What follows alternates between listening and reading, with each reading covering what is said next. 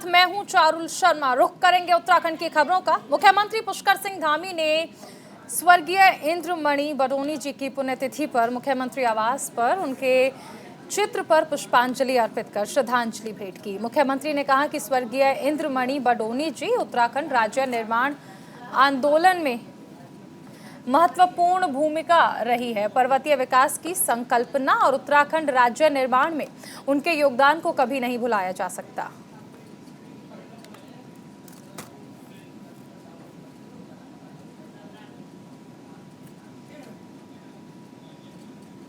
मुख्यमंत्री पुष्कर सिंह धामी ने श्रद्धांजलि भेंट की।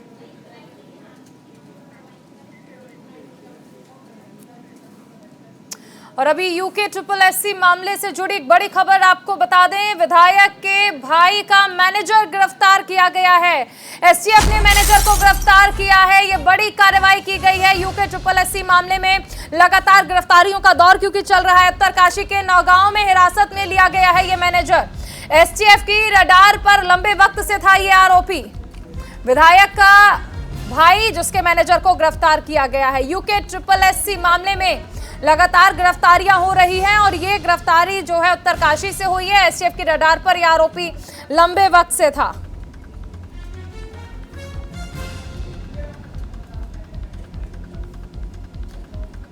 इस वक्त की बड़ी खबर आपको बताई जा रही है। यूके SSS मामले में STF की ओर से एक और गिरफ्तारी की गई है।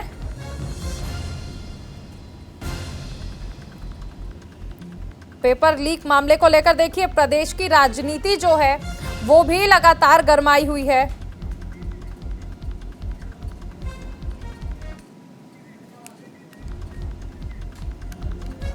यूके SSS पेपर लीक मामले में सियासत लगातार जारी है। पूर्व CM हरीश रावत के बयान पर बीजेपी प्रवक्ता भड़क गए हैं। बड़ी खबर आपको बताई जा रही है। बीजेपी प्रवक्ता विनय गोयल ने बड़ा बयान दिया। हरीश रावत अपने अंदर देखें। पेपर लीक मामले में लगातार कार्रवाई हो रही है। अपने कार्यकाल को याद करें। हरीश रावत देखिए जिस तरह हम जिक्र कर रहे हैं वार पलटवार लगातार चल रहा है और ऐसे में अब बीजेपी ने पलटवार किया है पूर्व CM हरीश रावत पर और कहा है कि पेपर लीक मामले में तो लगातार कार्रवाई चल रही है लेकिन आप अपने कार्यकाल को भी याद करें।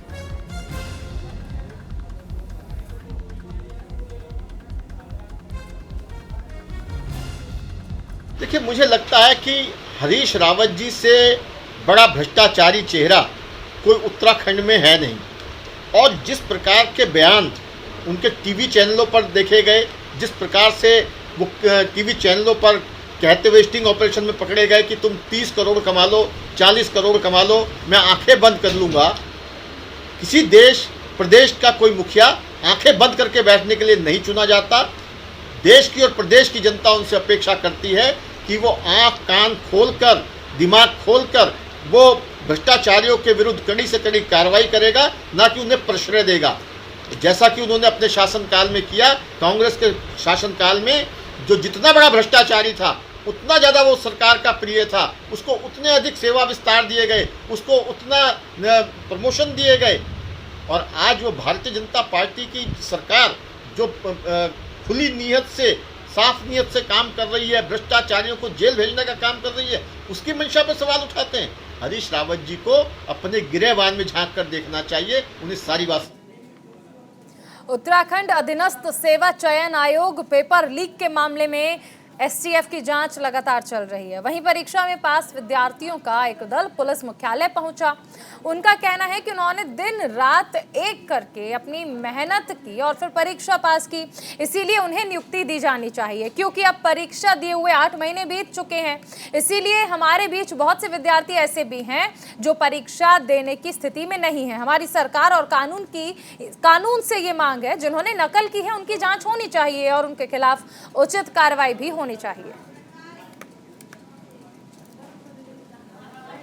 सर, हमने सोचा कि अच्छा एग्जाम निकला हुआ, स्टेट में जॉब करेंगे। सर, किससे पता कि अंतिम में ही होगा। कहीं से आई कि हमने टाइप ही नहीं दी, इसलिए किसी कोई हमारा जो एक सीट है किसी दूसरे भाई को मिले सर। लेकिन हमने कहीं से एक सीट छोड़ दी, लेकिन आज अहित हमारा हो रहा सर। हमें वीडियो की जिसकी वजह से छोड़ा वो भी नहीं मिल रहा सर। हमारी सरकार से एक ही मांग है, निष्पक्ष जाँच हो। जाँच में जो भी पाया जाता है उसे बाहर करो और हमारा हक हमें मिलना चाहिए सर। पेपर को ये 8 महीने हो गए सर। 8 महीने तक कुछ नहीं हुआ सर। रिजल्ट के 1 महीने बाद ये मामला उछला सर। हम 8 महीने से तैयारी में नहीं है सर, क्योंकि ग्रुप सी में एक बार जो स्कोर किया जाता है दोबारा 8 महीने बाद वो स्कोर करना बहुत बड़ी बात है सर, गेन करना। 6 ब्लॉक में से 80 लोगों का चयन हुआ, न कि मोरी एक ब्लॉक है, न कि मोरी से 80 लोगों का चयन हुआ सर। ये अफवाह फैलाई जा रही है कि मोरी ब्लॉक से 80 लोगों का चयन हुआ। मैं आपसे आपके माध्यम से ये बात पहुँचाना चाहता हूँ कि जो अफवाह चल रही है उसे अनदेखा किया जाए। उत्तरकाशी में 6 ब्लॉक है, 6 ब्लॉक से 80 लोगों का चयन हुआ, न कि मोरी सिर्फ एक ब्लॉक से 80 लोगों का चयन हुआ। हमारे साथ सहयोगी हितेश त्यागी जुड़े हैं। हितेश, इस पूरे मामले को लेकर देखिए एसटीएफ की ओर से एक और गिरफ्तारी की गई है, लेकिन एक तरफ कोई भी राजनीतिक पार्टी अपनी गलती मानने को तैयार नहीं है। यहाँ बीजेपी कहती है कि हरीश रावत अपना कार्यकाल देखें, कांग्रेस यहाँ पर बीजेपी पर आरोप मढ़ रही है, लेकिन सबसे अहम चीज नुकसान छात्रों का हो रहा है इसमें।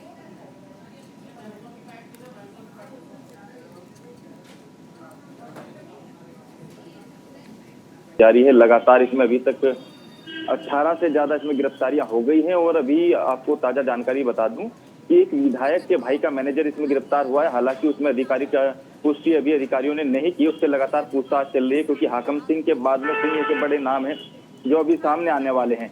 लेकिन यही वजह है कि जिस तरह से दोनों ही पार्टियां एक दूसरे पर आरोप प्रत्यारोप एक दूसरे के ऊपर मढ़ने में लगी हुई है, तो वहीं भारतीय जनता पार्टी के प्रवक्ता भी हरीश रावत को अपने गिरबान में झांकने की बात कह रहे हैं, क्योंकि जिस तरह से उत्तराखंड के अंदर भर्ती प्रक्रिया को देखा जाए वो कहीं ना कहीं भंग होती नजर आ रही है। क्योंकि छात्रों के भविष्य के साथ जिस तरह से प्रदेश के अंदर खिलवाड़ हो रहा है, क्योंकि जो सही छात्र है उन्हें घर बैठा दिया गया है, गलत छात्रों को एक एक घर से 3-3, 4-4 नियुक्तियां आयोग द्वारा दी गई। कहीं ना कहीं सरकार हो या आयोग हो, इनकी मंशा पर सवाल तो खड़े होना वाजिब है। जी बिल्कुल हितेश, ये भी समझना चाहेंगे आपसे कि देखिए जिस तरह हम देख रहे हैं कि कुछ छात्र पुलिस मुख्यालय पहुंचे और उनकी दरअसल ये मांगे हैं कि जिन्होंने क्वालिफाई कर लिया है उन्हें तो कम से कम नियुक्ति पत्र दे दिए जाने चाहिए। इस मामले में जांच होगी और जांच आगे बढ़ती रहेगी, गिरफ्तारियों का दौर चलता रहेगा, लेकिन ये हर बार तो मुमकिन नहीं है कि छात्रों को इस तरह की ये जो कमियां होती हैं, इस तरह की खामियों की वजह से उनका वक्त बर्बाद हो।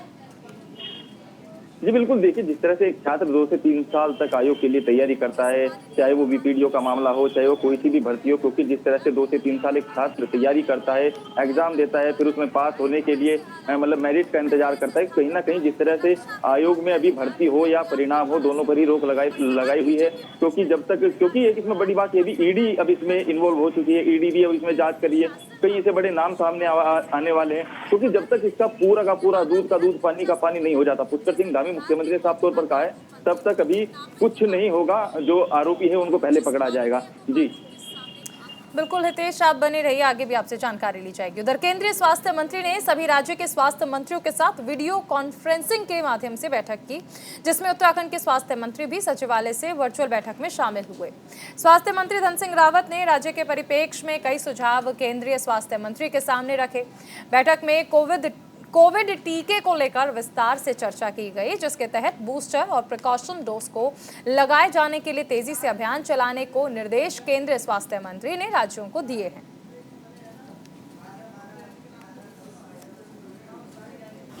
पूरे देश के स्वास्थ्य मंत्रियों के साथ एक महत्वपूर्ण बैठक की है और ये बैठक 4 विषयों पे आज केंद्रित थी। पहला विषय यह है कि जो कोविड का टीकाकरण होना है, पहली डोज हमारे राज्य में 100% हो गई है, सेकेंड डोज भी हमारे यहाँ लगभग 97% से ऊपर हो गई है और आजकल प्रिकॉशन डोज लग रही है। ये भी राष्ट्रीय औसत लगभग अभी 12% है, हमारे राज्य में ये भी 18% लोगों पे भी प्रिकॉशन डोज लग चुकी है। आज आज़ादी के अमृत महोत्सव पे 75 दिन के लिए भारत सरकार ने छूट दी है कि ये निःशुल्क लगाए जाएंगे। तो हम लोगों ने भी पूरा एक रोड मैप बनाया है कि हम अपने राज्य में लगभग 25 लाख से ज़्यादा लोगों पे इस 1 महीने में जो है जो बूस्टर डोज है, जिसको हम प्रिकॉशन डोज भी कहते हैं, ये लगाने का निर्णय आज हम लोगों ने किया है। दूसरी खुशखबरी है हमारे राज्य के लिए कि हमको 9 क्रिटिकल केयर ब्लॉक मिले हैं, 7 जिलों में मिले हैं और 2 मेडिकल कॉलेजों के लिए। इसमें 50-50 बेड के जो है क्रिटिकल केयर ब्लॉक बनाए जाएंगे और लगभग 23 करोड़ रुपए की लागत से बनेंगे। तो ये भी भारत सरकार ने आज कह दिया है कि आप लोग जल्दी बनाइए। उधर लक्सर में पार्टी कार्यकर्ताओं के सम्मेलन में शिरकत करने पहुंचे बीजेपी के प्रदेश अध्यक्ष महेंद्र भट्ट ने बीते दिनों तिरंगे को लेकर बयानबाजी पर अब कांग्रेस को नसीहत दी है। उन्होंने कहा कि कांग्रेस मुद्दा विहीन है और वो जितने भी मुद्दे लेकर आती है जनता उसे नकार देती है और उसी तर्ज पर जनता द्वारा चुनाव में कांग्रेस का नेतृत्व भी नकारा जा चुका है। उन्होंने कांग्रेस को अपने बयान सोच समझकर देने की नसीहत दी।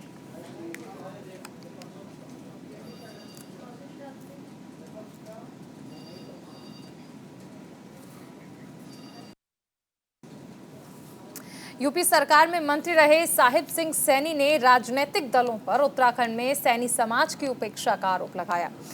साहब सैनी सिंह हरिद्वार के सिडकुल स्थित सामुदायिक केंद्र में कार्यकर्ता सम्मेलन में बतौर मुख्य अतिथि के रूप में शिरकत करने पहुंचे थे।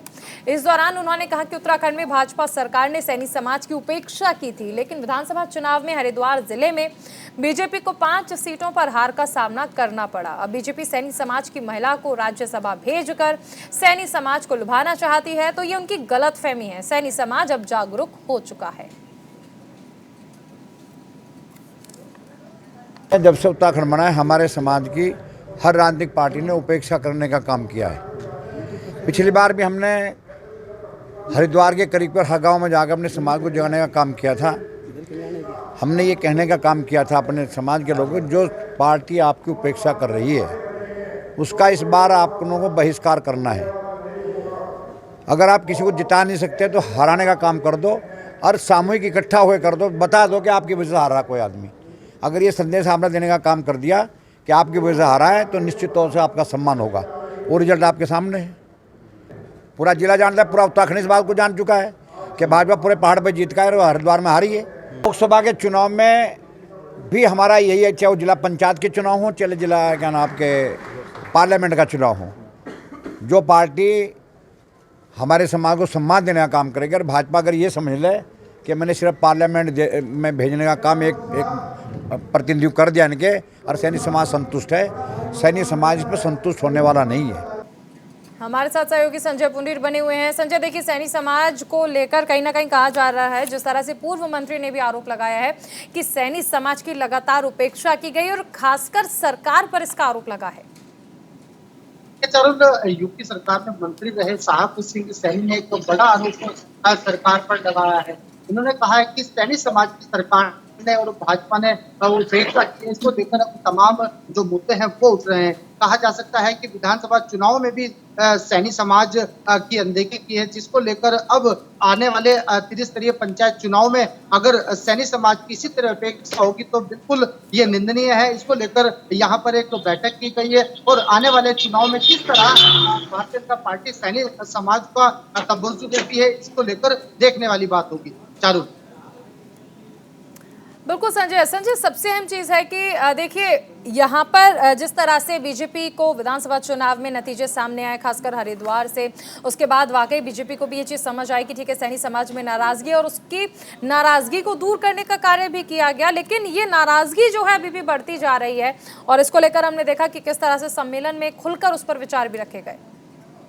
देखिए चारुल, आपको बता दें, विधानसभा चुनाव में अगर हरिद्वार की बात की जाए तो हरिद्वार में सैनी समाज के कई प्रतिनिधियों ने विधानसभा को लेकर टिकट की मांग की थी, जिसको लेकर भारतीय जनता पार्टी ने कहीं ना कहीं सैनी समाज की अनदेखी की थी। और यही वजह है कि अब सैनी समाज का साफ तौर पर कहना है कि जिस तरह विधानसभा चुनाव में सैनी समाज ने जिस तरह कार्य किया है और उसको हार का सामना यहाँ भारतीय जनता पार्टी को देखना पड़ा है। कहा जा सकता है कि भारतीय जनता पार्टी ने अब 5 सीटों पर हार का सामना किया है और अब जिस तरह से त्रिस्तरीय पंचायत चुनाव होने उसको लेकर भी कहीं ना कहीं तैयारी में सैनी समाज यहाँ पर लगा हुआ है। बिल्कुल संजय, आप बने रहिए, आगे भी आपसे जानकारी लेंगे। देहरादून में मंगलवार को NHAI के क्षेत्रीय अधिकारी CK सिन्हा, परियोजना निदेशक पंकज मौर्य और भारत कंस्ट्रक्शन कंपनी के अधिकारी राजीव गर्ग की उपस्थिति में पूजा अर्चना के साथ टनल के दोनों सिरे मिलाए गए। ये सड़क राजाजी नेशनल पार्क से होकर गुजरने वाले एशिया के सबसे लंबे 12 किलोमीटर वाइल्ड लाइफ कॉरिडोर के हिस्से में पड़ने वाली 340 मीटर लंबी डाट काली सुरंग है और अब इसके दोनों सिरे सफलतापूर्वक खुल गए हैं। हालांकि अभी सड़क निर्माण को पूरा होने में लगभग 1 साल का वक्त लगेगा। इसी के साथ ही एलिवेटेड रोड के लिए कुल 571 पिलर बनाए जाने हैं। अभी तक 240 पिलर पर काम जो है वो पूरा हो चुका है। इस सड़क का निर्माण 1 साल में पूरा करने का लक्ष्य रखा गया है।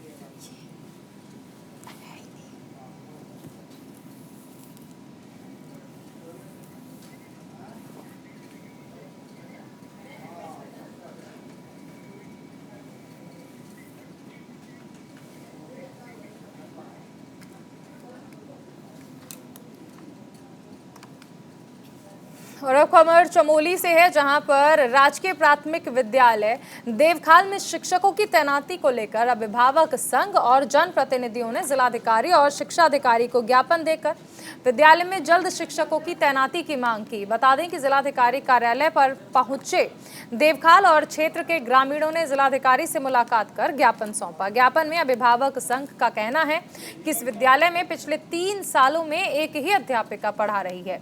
ग्रामीणों का कहना है कि अगर शिक्षकों की तैनाती नहीं की गई तो वो उग्र आंदोलन करेंगे। तो चमोली में शिक्षक भर्ती की मांग की गई है। देखिए, यहाँ पर ग्रामीणों का कहना है कि 3 साल से सिर्फ एक शिक्षिका ही है जो पूरे विद्यालय को संभाल रही है, सभी क्लासेस ले रही है। और ऐसे में यहाँ पर शिक्षक भर्ती की मांग की गई है ताकि जो विद्यालय है उसमें शिक्षकों की नियुक्ति हो और पढ़ाई अच्छे से चल सके और खासकर जो बच्चे वहाँ पर हैं उन्हें इसका लाभ मिल सके। इसको लेकर जिलाधिकारी को, क्षेत्र अधिकारी को ज्ञापन भी सौंपा गया। 3 सालों से लगातार आ रहे हैं और अभी तक हमारे स्कूल में टीचर की व्यवस्था नहीं हो पाई।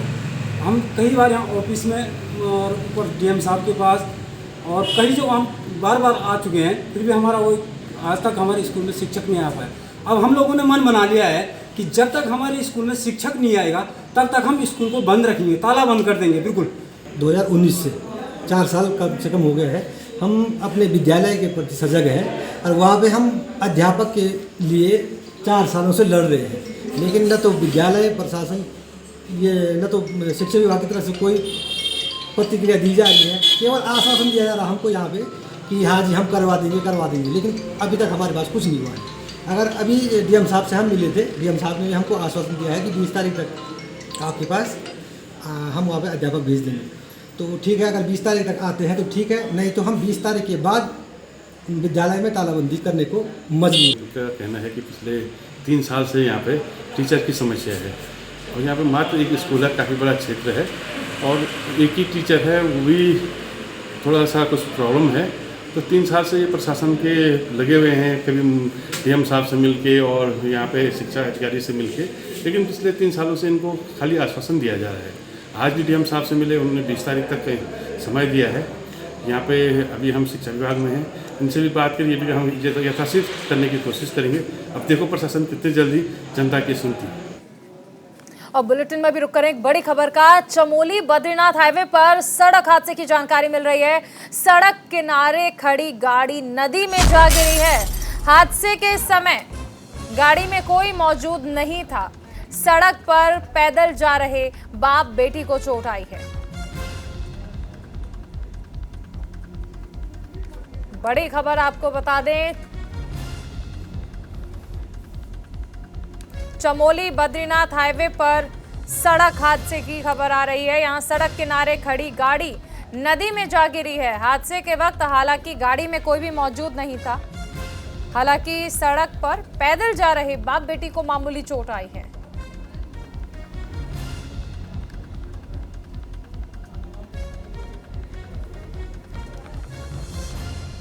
चमोली बद्रीनाथ हाईवे पर एक बस नदी में जा गिरी है।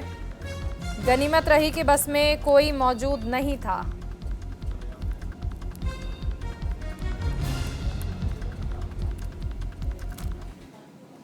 कर्णप्रयाग नैनीसैंण मोटर मार्ग पर भारी मलबा और पत्थर आने से सड़क वाहन के लिए बंद हो चुकी है। बड़े वाहन यहां पर बंद कर दिए गए हैं, दुपहिया वाहन, और लोग जान जोखिम में डालकर आवागमन कर रहे हैं। बता दें कि पीडब्ल्यूडी विभाग गौचर के अंदर आने वाली ये सड़क काफी दिनों से बंद है, लेकिन विभाग इस सड़क की सुध नहीं ले रहा।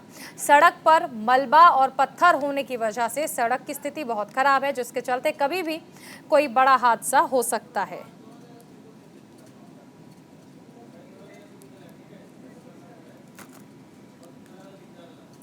वहीं उत्तराखंड में 5 गुना रॉयल्टी बढ़ाए जाने का विरोध लगातार हो रहा है। ठेकेदारों ने आज भी राजधानी में राजपुर रोड, सहस्त्रधारा समेत कई जगह जबरन काम कराया। इस दौरान किशन नगर सिरमौर मार्ग में ठेकेदार और स्थानीय लोगों के बीच तीखी नोकझोंक हुई। लोगों का आरोप था कि ठेकेदार ज्यादती कर रहे हैं। इस तरह काम रुकवाना सही नहीं है, इन्हें सरकार के आगे अपनी बात रखनी चाहिए। ठेकेदारों का कहना है कि पिछले 15 दिनों से ठेकेदार हड़ताल पर हैं, लेकिन कई जगह कुछ ठेकेदार कार्य कर रहे हैं जिन्हें रुकवा दिया गया। और जब सरकार 5 गुना रॉयल्टी बढ़ाने का आदेश वापस नहीं लेती है तब तक कोई भी काम नहीं होगा।